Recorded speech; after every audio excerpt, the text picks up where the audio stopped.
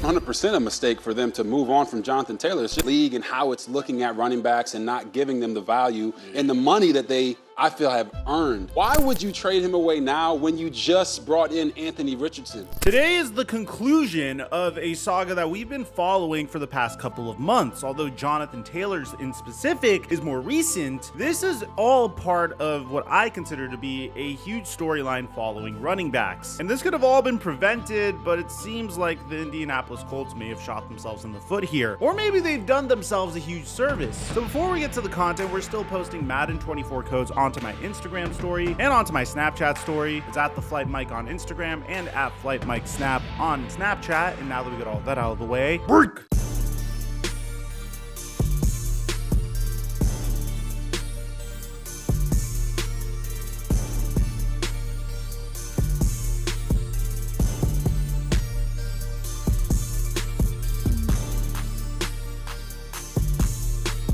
This is pretty much free money. We only need to correctly pick 2 squares to 3x our money on Prize Picks. And to celebrate the NFL season kicking off, Prize Picks is giving us a free square. All Dak Prescott needs is 1 passing yard in order to fulfill his square. So you combine that with Travis Kelce, who only needs 1 receiving touchdown, and in my opinion, this is a guaranteed win in our books. I don't care if you're the biggest Cowboy hater on earth, Dak Prescott will get 1 passing yard. And we all know Travis Kelce is definitely going to get 1 receiving touchdown. And if you haven't signed up for Prize Picks yet, you could match your initial deposit by using my promo code Mikerophone when you sign up. That's promo code Mikerophone when you sign up for Prize Picks, or just click on the link in the description down below. And thank you, Prize Picks, for the sponsor. Mic check 1 2 1 2. What's going on, everybody? In what I believe is the most preventable drama that we have ever covered on this channel since, I guess, the San Francisco 49ers giving up multiple first-round picks to trade for Trey Lance, which we have another video coming out later on this week on. Following a series of meetings between disgruntled running backs as a result of, well, running backs not getting paid enough, at least in their opinion, Jim Irsay decided to tweet this out about a month ago. The NFL running back situation: we have negotiated a CBA that took years of effort and hard work and compromise in good faith by both sides. To say now that a specific player category wants another negotiation after the fact is inappropriate. Some agents are selling bad faith. And I will be honest, Jim Irsay's take is spot on here. But the problem is that Jim Irsay had one of the most disgruntled running backs in the entire NFL on his roster. And that running back is none other than Jonathan Taylor. Almost instantaneously, Jonathan Taylor's agent Malky Kawa hit Jim Irsay with the ultimate gotcha moment. Bad faith is not paying your top offensive player. This is where things get really interesting, because a huge argument that Austin Eckler would make in the past is the fact that running backs aren't getting paid top dollar, but whenever they're on the trade block, teams typically request first round picks and second round picks in order for them to be traded. Just look at the Christian McCaffrey trade of last year. The San Francisco 49ers had to give up a boatload of draft picks in order to get him, and they weren't 7th round picks, by the way. We're talking about second rounders as well. And this is after Christian McCaffrey has been in the NFL for 5 years. So what would be the value of a player that has been in the NFL for 3 years? Well, this is where things get really interesting. Jim Irsay would continue to make things worse, in my opinion. He would try to clean up his comments by saying that his comments weren't aimed at Jonathan Taylor, and no contract talks have occurred thus far, saying that the comment wasn't really directed at Jonathan. We haven't exchanged any contact numbers with each other or anything like that. So it's not like we're in the midst of that. I think we had a tough season last year, didn't win a lot of games. This is a year about coming together and having a great year, and we're really depending on Jonathan to team up with quarterback Anthony Richardson to try to pull together and have a great year. Yeah, Jonathan Taylor isn't doing that. He's pretty much trying to replicate what Ezekiel Elliott was able to do in his 3rd season. And the thing that makes this all worse is, out of all the running backs, the individual that seemed to have been the most pissed off about the entire situation was none other than Jonathan Taylor. And you could clearly see this, because even before all this went down, Matt Miller tweeted out something that was becoming very obvious. The best way to get the most utilization out of a running back that you draft draft without needing to pay him that much money. Been saying it for years. 1, draft a running back. 2, play the running back. If he's good, franchise the running back one time and then draft a running back. What he's trying to say here is you could theoretically select a running back in the first round of the NFL draft, and then you have him on a 4-year rookie scale contract, and then you could exercise your 5th-year option on him to get him on a rookie contract or somewhere close to that on his 5th year, and then you could franchise tag him for a year and then another year, and then you have a running back on your team for 7 seasons without ever needing to commit to him on a maximum contract. Jonathan Taylor was very pissed off about this idea, even saying, 1, if you're good enough, they'll find you. 2, if you work hard enough, you'll succeed. If you succeed, you boost the organization, and then it doesn't matter because you're a running back. So you can see, Jonathan Taylor was very pissed off about the whole situation. On one hand, I can't blame the running backs for feeling the way they do. At the same time, I can't blame general managers for feeling this way either. I mean, how many times have general managers attempted to pay high-end running backs? In the 2014 NFL season, DeMarco Murray led the NFL in rushing in a very similar manner that Josh Jacobs did last year. DeMarco Murray in 2014 carried the football 392 times and rushed for over 1,800 yards. The reward? The Dallas Cowboys didn't want to sign him to an extension, but the Philadelphia Eagles did. He would go to Philadelphia for a season, have the worst season of his career. Next thing you know, he's out of the league 2 seasons later. How about Todd Gurley? In 2017, he began to thrive under Sean McVay, rushing for 1,300 yards and 13 touchdowns. And that's before we even discuss what he did in the receiving game. 788 yards receiving that season, winning NFL Offensive Player of the Year as the LA Rams exercised Todd Gurley's 5th-year option, because at this point, Todd Gurley would be in the NFL for 4 seasons. They also decided to reward him with a 4-year, $60 million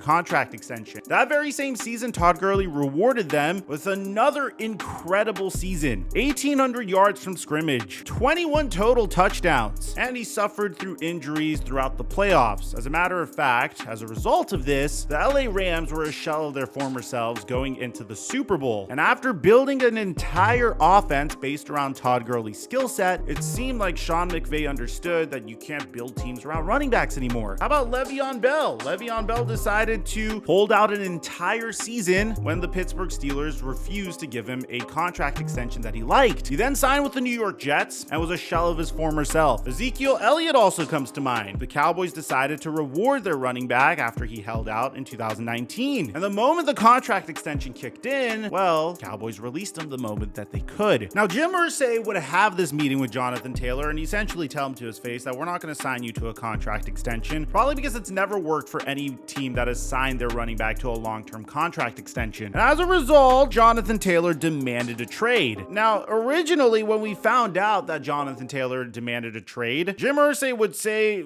valiantly, "We're not trading Jonathan, end of discussion, not now, and not in October." Now, things would get a little weird. Jim Irsay tried to get out of paying Jonathan Taylor for this season and stretching his contract an additional season by saying he's too hurt to play for the entire year. He is currently on the players unable to perform list, but despite the Indianapolis Colts saying that they're not going to trade Jonathan Taylor and Taylor demanding a trade, they decided eventually that they were going to allow him to look for trades. Which brings us to where we are now. There were 2 primary contenders at this point to trade for Jonathan Taylor's services. The first one being the Philadelphia Eagles, because the Philadelphia Eagles just want to get all the talent in the world and assemble it on their roster. If anyone happened to play for the Georgia Bulldogs in college, or is just a high-end talent that is going for cheap, Howie Roseman is going to hop on the phone and try to figure out a way to get him. And I think I speak for all of us that a part of me, even though I am a Dallas Cowboys fan, would love to see the Philadelphia Eagles get Jonathan Taylor. Because so far, the Philadelphia Eagles have a running back room that is composed of Rashad Penny and DeAndre Swift, which means if you trade for Jonathan Taylor, it means you'll have a running back room of Taylor Swift. Could you imagine the merchandise possibilities? But the Philadelphia Eagles aside, the team that seemed to have been making the most moves and were the most aggressive for Jonathan Taylor was none other than the Miami Dolphins. Bear in mind, Mike McDaniel comes from the Kyle Shanahan coaching tree. He pretty much employed Kyle Shanahan's offense last year into the Miami Dolphins offense. The difference is he actually has a quarterback, although he's been dealing with a significant amount of injuries. Tua's looked good whenever he was in. He has 2 speedy wide receivers, and the Dolphins have been very aggressive defensively as well. Trading for Jalen Ramsey this past offseason, trading for Bradley Chubb in the middle of last season. So the Dolphins were doing everything they possibly could to cook up a trade for Jonathan Jonathan Taylor. And going into today, we also saw them making some moves. The first one being the fact that they reworked Cedric Wilson's contract to free up about $3 million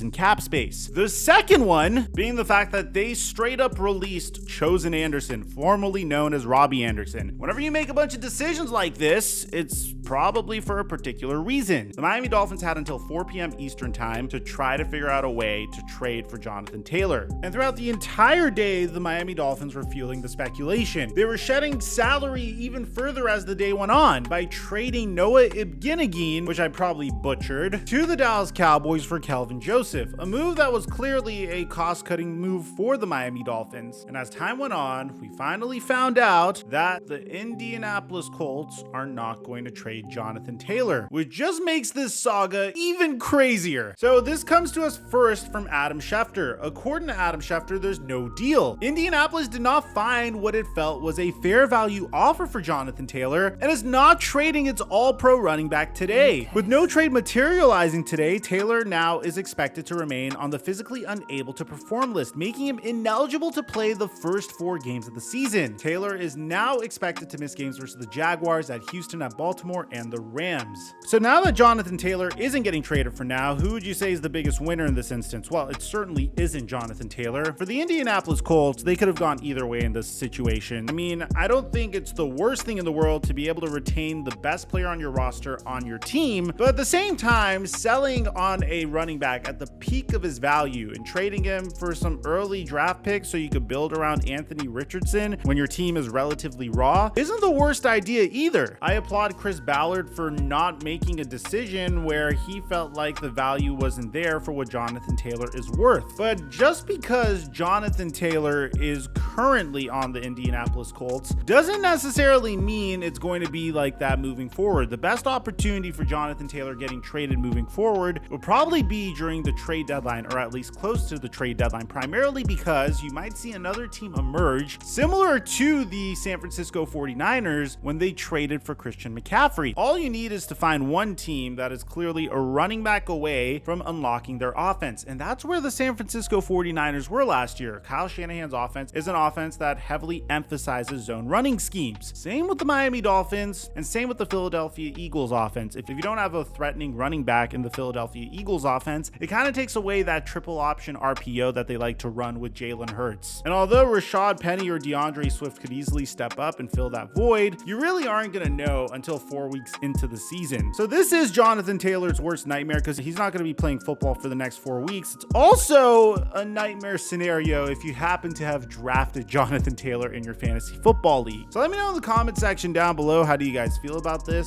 We're going to keep a close eye on this moving forward. Aside from that, I'm your boy Mike, and I'm dropping our mic until our next upload.